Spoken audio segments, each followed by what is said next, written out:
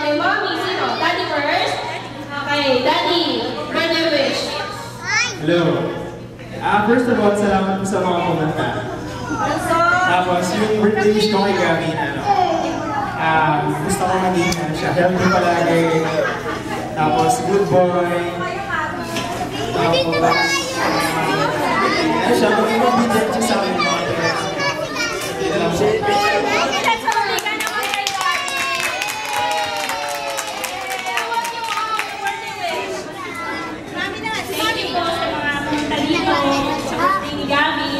Ang wish ko kay Gavin, maging kind siya sa ibang tao sa lahat ng oras, maging good boy siya and good health, tsaka maging tao